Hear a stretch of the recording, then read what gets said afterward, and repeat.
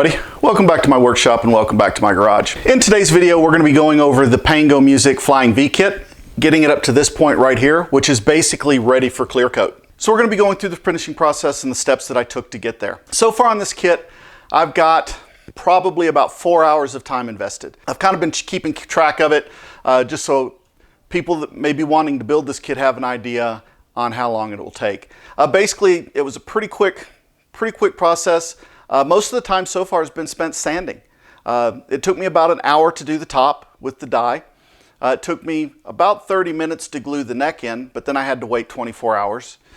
Same with the die, you know, I did the top in about an hour, but then I had to wait 24 hours for it to dry.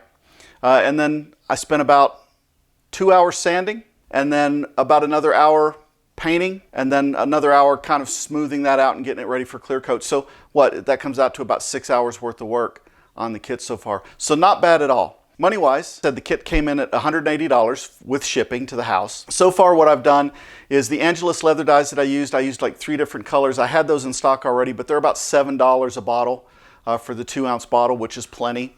And then I've spent $9 for paint and $14 for the clear coat. So far that's all the money I've got wrapped up in the guitar. So that's not bad at all. So if you're thinking about building this kit, so far it's been a nice kit. I know some people have had some issues with the kits that they've bought, but so far this one has come out and it's very good. I mean, I haven't found any issues with it other than where the truss rod hadn't been pushed in all the way when I received it. So let's get rolling and see how we got to where we're at. So what we're getting ready to do now is we're going to start doing the sanding and prep for the body to do the finish work. But one of the first things I want to do is right in this neck joint, you'll see it's got a little bit of a step where the body joins up. What I'm going to do is I'm going to take some sandpaper and some rasps and just smooth that in. Very easy to do. Like I said, I'm gearing this build kind of towards somebody that's never built a kit before to walk them through that stage and let them know that, to let everybody know it's not that difficult to kind of get the guitar you want. Also what I'm going to do is, see how there's the sharp edges here? What I'm going to do with those is I'm going to go ahead and kind of smooth that out a little bit to where when you hold it with your hand, you're not getting your palm poked into or your fingers poked into by that there. There's plenty of room there to blend that in and round that into the neck and let that profile match up. So that's what we're going to start working on. There's a few different tools to do this kind of stuff to smooth out those edges. What I'm going to be using, I've got a wood rasp. This one's a Japanese Iwasaki file, but you can get these fairly cheap on Amazon and any place that does woodworking. You can get a good file like this. This one's curved because the area that I'm going to work in is curved. I also got straight files as well if I need to. This is a drum sand piece off of a drum sander, but you can also just take and wrap sandpaper around a wooden dowel or whatever. That's just going to allow me to contour kind of like that in to the body. And it can happen pretty quick, so you want to be careful as you're doing this. But we'll just go through this and just sand this down and kind of get everything to where it's more comfortable. So as you're sanding, you do want to be careful to not damage your binding. The binding, if it needs to come down some, that's fine to smooth it in, but you just want to be careful and cognizant of that as you're doing it. So I'm going to go ahead and angle the camera down now, and you can kind of see what I'm going to be doing. Like I said, first I'm just kind of taking this rasp, and you can see how quickly this can take the wood off. And I'm just going slow.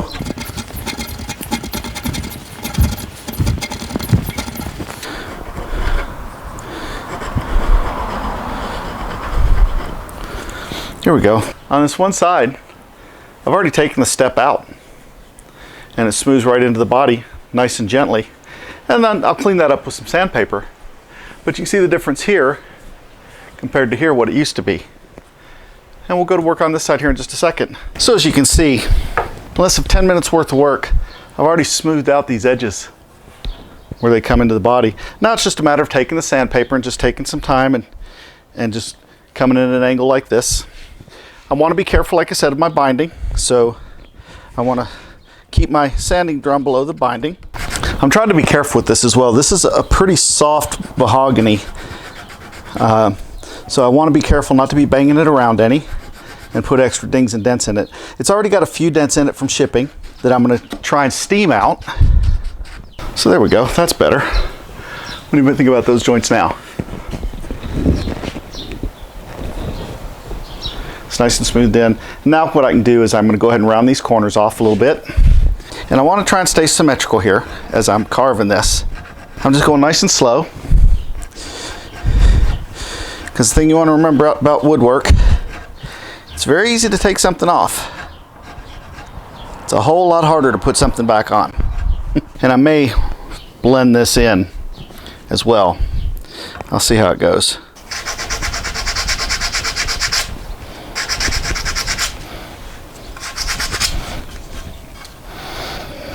All right, so let's bring you in close, take a look at this. So, that didn't take long at all. I was off camera. I mean, total time sanding on this was probably 45 minutes to contour all that in. But as you can see, it's a much better, looks much better than how blocky it was before. So as you can see, just at an initial glance, that looks so much better. And that was 45 minutes worth of work. Nice feel for the hand now. There's no sharp edges anywhere poking in. It's nice and rounded. I left, basically, I didn't touch anything structural when I did this carve. When I carved this off, because this glue line, or this line right here, that's exactly where the body went up to and joined the neck. This neck heel, all I did was smooth where it came up and then was flat. I just smoothed that in. The same with on the side. So nothing, absolutely nothing structural, no chance of damaging the neck at all, because I didn't do anything down here in the shaft area. I did it all right here in the heel and just smoothed that in. You can see now how it's got that nice upper taper to it, to where as you slide your hand up in, it fits perfect. So, you know, now what we're going to do is there's a couple pieces, a couple dents in the body. I don't know if you can see it. One right there by my finger. And then there's one on the neck as well. What I'm going to do is I'm going to try and steam these out. And I'm going to show you how to do that. Basically, all you need is a wet cloth and a soldering iron. But we'll see how that goes. So let's see what we can do with steaming those out. That way when I sand, I want to steam those out first if I can. And then that way when I sand, I don't have as much filling to do. Because if these won't steam out, I'm going to have to fill them. This is going to get painted black on the back anyway, so I'm not too concerned, you know, with exactly how it looks. But let's go ahead and see what we can do about steaming out these dents. All right, hopefully you're going to be able to see this. So what I've got is a pretty good dent right there. Let's see if I can get this hooked. Here we go. Pretty good dent right there on the corner, and a pretty good dent there, and then a bit missing there. So what I'm going to do is I'm going to see if I can steam this dent out and this dent here. Super easy to do. Just need a wet rag and a soldering iron. I've got my soldering iron heated up to 750, and then I'm just going to place the wet rag on there, and then with the soldering iron, just sit over that wet rag. This works for minor dents, especially on a fretboard. It's really good to work with.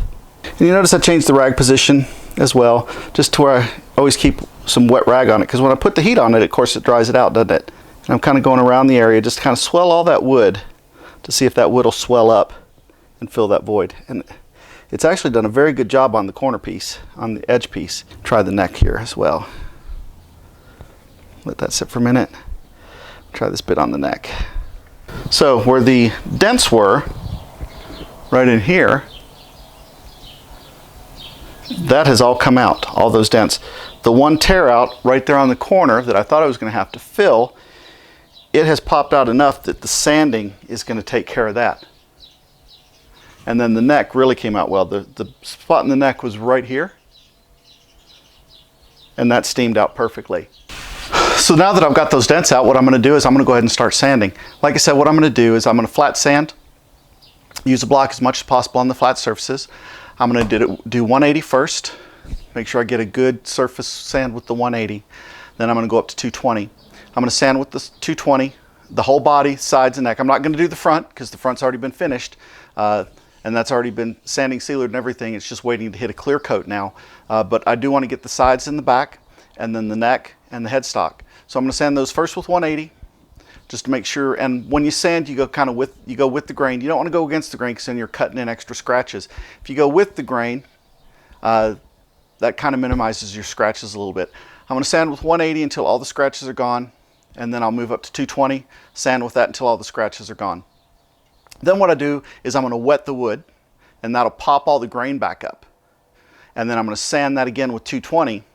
That way, and any further moisture gets in it, like when I put the grain fill in it, that's not going to make the grain pop again. So like I said, 180, 220, wet it, let grain pop up. After it dries again, I'll sit it with 220 again, and then we'll start looking at grain fill. This has had overnight to dry with the water on it, and then I sanded it back to 220, so I've got a nice smooth surface again. What I'm going to do now is I'm going to go ahead and do the grain fill, and I'm going to use an oil-based grain filler. What you do with this is you wipe it on. It takes about 15 minutes for everything to soak into the wood, and then for the oil to kind of dry, and then after that you buff it off to clean off the surface. They recommend using burlap for that, and the reason why is the burlap's got a more open texture to it, so the stuff goes into the texture into those open spaces when you're doing the buffing on, rather than clogging up the burlap to make it easy to buff on and off. So what we're going to do first, I'm going to go ahead and do the headstock, the front of the headstock, and then I'm going to flip the guitar over and I'm going to do the whole back. By the time I'm done with that, I can wipe off the headstock and start moving my way back down the body, because it doesn't take that long to apply this. I am going to wear a glove for this because it is oil-based and don't need it getting on my hands. I usually just wear one glove, the one that I'm using with the rag with. This oil-based filler, it does settle quickly, the contents, so you do have to stir it before you use it. And then it comes out, it's a little thick, but not too bad. I did thin this out with 25% mineral spirits, because it was a little thicker than that. But basically, you got your burlap cloth, so as not to waste any of my oil here. Wipe that on there.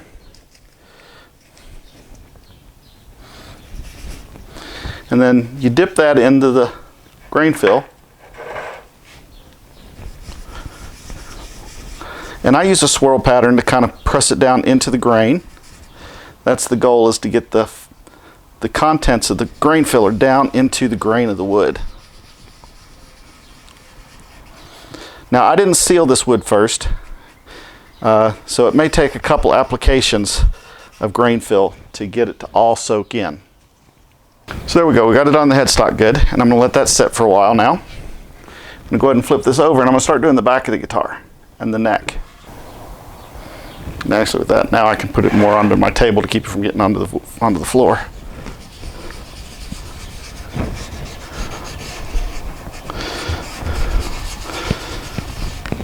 The end grain is where you really got to work this in, because you're going to have a lot to fill on the end grain area.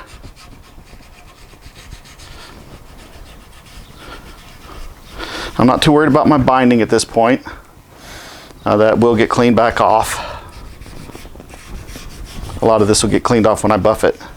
When you're applying it, it's best to go against the grain. That's why I kind of use a swirl pattern to get it to soak in. And the one thing you got to remember when you're working with oil like this, do not throw the rag straight into the trash. Because as the solvents in this oil evaporate, it generates heat. And that heat can start spontaneous combustion of a fire. So you want to make sure you lay your rags out and let them dry out first before you throw them away. All right, it's been about 15 minutes now, so I'm going to go ahead and just start wiping this off. And again, you want to wipe across the grain. That helps pushes it down further into the grain, and it keeps it from pulling it out, basically. But see, it wipes off pretty easy. If you try and wipe it off too soon, it just pulls it right back out. And it pretty much just wipes right off the binding. That's why I wasn't worried about the binding so much, because it's not going to stain it. And you can see how it clogs up into the burlap, but it still lets the burlap clean it off, which is nice. It does make it a little messy. There's some stuff to clean up here. Basically a lot of the dust from the stuff that you're wiping off. But as you can see, we've got the all of it wiped off. Probably have to do another coat. It's still not feeling quite like it should if the wood was completely filled, but that's okay. That's to be expected. But we're going to hang this up, let it dry for 24 hours, or at least overnight, and then I can hit it with another coat tomorrow. So what we're getting ready to do now is go ahead and do sanding on this body. It's had 2 loads of grain fill on it, so and that looks like it's going to be enough. So what I'm going to do now is just sand it back, sand it to 220, which is what it was sanded to before, and then I'm going to sand it to 320 because we're going to get ready to do the paint on the back. So I want to sand that all down to 320 before I apply the paint. So let's get to sanding. So all that I'm going to use is I'm going to use 220, the same as before. And there is a little bit of grain fill on the surface. You can see it by this gray, kind of this gray white area. But we're going to get that sanded down. And I don't know if you noticed, but I did mask off the top of the guitar. I didn't want dust and dirt and getting on the finish and having to continually clean it. So I figured it'd be best just to go ahead and mask that off.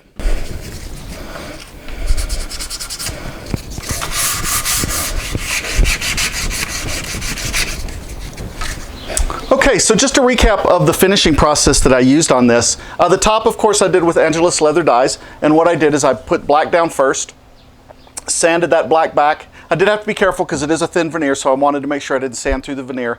And then over top of that, I used some yellow and some red and then some black and kind of blended all that in to get the color that I've got here. It's really nice. And then I locked this in with some sanding sealer over the top to where the dye doesn't move around as I'm doing the rest of the work on the guitar, cleaning it up or whatever, getting it ready for paint. Then I sanded the guitar down to 320. And then I took a wet rag and wiped the whole guitar to raise the grain, get that wood wet, raise that grain up out of there, the last little bit of fibers. Went through and hit it again with 320 after it dried. That smoothed everything out. Then I went through with 2 applications of an oil-based grain filler. I used it on my Elysium Rebel scrap guitar that I'm building, and then I had some left over, so I decided to try it on this. I really like that oil-based grain filler. It goes on super easy, comes off just as easy. Minimal sanding after the fact, as long as you kind of pay attention to what you're doing and wipe it off after the 15 minutes after that oil evaporates. But 2 coats really clean, really locked in this. There's no grain showing through on this paint whatsoever. So I'm really happy with that. Then, after I let the grain filler dry for a good 24 hours just to make sure that everything was shrunk in, there wasn't going to be any more shrinkage or anything like that, that everything was covered. And then I went ahead and used a Krylon all-in-one. This is a metallic black stainless. This was like $9 off of Amazon, so I've still got about a half can left. I painted the whole guitar, only took 2 coats to get a good consistent coat over it. It's got a nice metallic look to it. The surface of the guitar was a little rough after that, so what I did is I just took and I sanded it back with my Super Aslix paper. I used it up to 1200, and then I went back and realized that was probably a bit too slippery because I want something for the clear coat to adhere to. So I went back and I just kind of hit it with the 600 pad. Just kind of rough the surface up a little bit to give that clear coat something to adhere to. Well, that's going to wrap up this video. I just want to say thank you for tuning in, and if you're still sticking around at this point, thank you very much. This is kind of a labor of love, going through and building guitars. It is a hobby, but it's also a passion. You know, you've got to want to do this. So please, if you like what I'm doing, click like, click subscribe, leave a comment below. I try and answer every comment that I get. And until next time, take care.